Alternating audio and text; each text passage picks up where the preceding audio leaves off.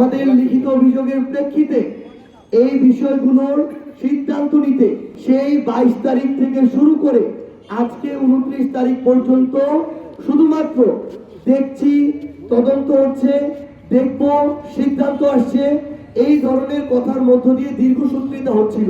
সেই জায়গা থেকে প্রশাসনের এই দীর্ঘসূত্রিতার কারণে যারা আমরা একটি স্বচ্ছ এবং সুষ্ঠু নির্বাচন চাই, আমাদেরকে নির্বাচনী প্রচারণার কাজ ফেলে ডিসি অফিসের সামনে এসে বসতে বাধ্য হতে হয়েছে।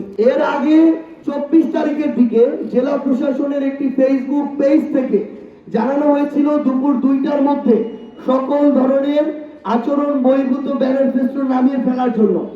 আমরা আমাদের জায়গা থেকে যদি কয়েকটা জায়গায় আমাদের চোখে পড়ে থাকে, পিলারে কিংবা অন্য কোথাও, আমরা সাথে সাথে অপসারণের চেষ্টা করেছি এবং বলেছি তারপরও যদি কারো চোখে পড়ে আমাদেরকে জানালে আমরা 1 ঘন্টার মধ্যে অপসারণ করে ফেলবো।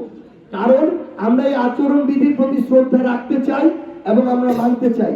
কিন্তু আমরা যখন দেখি যে বিএনপির পক্ষ থেকে বা তাদের ক্যান্ডিডেটের পক্ষ থেকে কোনটা ব্যানার আর কোনটা ফেস্টুন, এটা বাংলাদেশের মানুষকে 54 বছরের ইতিহাসে নতুন করে চেনানোর জন্য অক্সফোর্ড ডিকশনারির উদাহরণ টানা হয়, তখন আমাদের মনে হয় যে বাংলাদেশের সংবিধান, আইন কানুন, নির্বাচন বিধি সব বাদ দিয়ে নির্বাচন এবং দেশ অক্সফোর্ড ডিকশনারি দিয়ে চালানো উচিত। আমরা আমাদের জেলা প্রশাসন আমাদের সাথে যোগাযোগ করে তারা বলছিল তারা এটা সমাধান করতে চায়।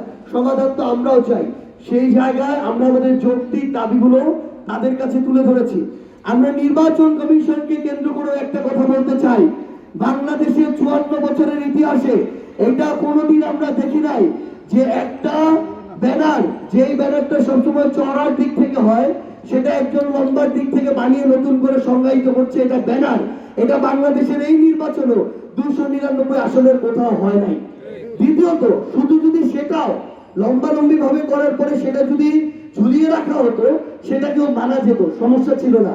সেটারও তো মাপ তো ঠিকই নাই, সেটাকে কাঠের ফ্রেম দিয়ে আগে ফ্রেমিং করা হয়েছে, এরপরে সেটাকে বাঁশের মাধ্যমে দাঁড় করিয়ে দেওয়া হয়েছে। 8 দিনেও এরকম একটা বিষয় সিদ্ধান্ত দিতে পারে না সেই নির্বাচন কমিশন। 12 তারিখে ভোটের সময় যদি কোনো ধরনের একটা গুরুত্বপূর্ণ সিচুয়েশন তৈরি হয়, তখন তারা নির্বাচনের ফলাফল ঘোষণা করতে কয় মাস সময় নিবে, এটা আমাদের জানা প্রয়োজন। নির্বাচন কমিশন যদি কোনো একটা দলের প্রতি বা ব্যক্তির প্রতি এই ধরনের পক্ষপাতমূলক আচরণ করে, তাহলে সেই নির্বাচন কমিশনের বিগত সময়ে নির্বাচন কমিশন আর প্রধান নির্বাচন কমিশনারের কি অবস্থা হয়েছিল কিছুদিন আগে, সেই চিত্রটা দেয়ালে টানিয়ে রাখা উচিত।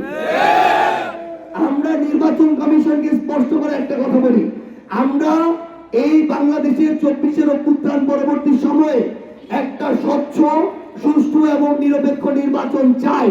কোন অপশক্তি যদি মনে করে ক্ষমতার অপব্যবহার করে, পেশি শক্তি প্রয়োগ করে, কালো টাকার ব্যবহার করে নির্বাচনকে প্রভাবিত করবে, ভোটের মাঠে হুমকি দিয়ে নির্বাচনকে প্রভাবিত করবে, ভোট কেন্দ্রের ভিতরে অন্য কোন উপায় নির্বাচনকে প্রভাবিত করবে, নির্বাচন কমিশন কতটুকু আইনগত ব্যবস্থা নিবে জানি না, কিন্তু আমরা রাজনৈতিকভাবে তাদেরকে প্রতিহত করবো ইনশাআল্লাহ।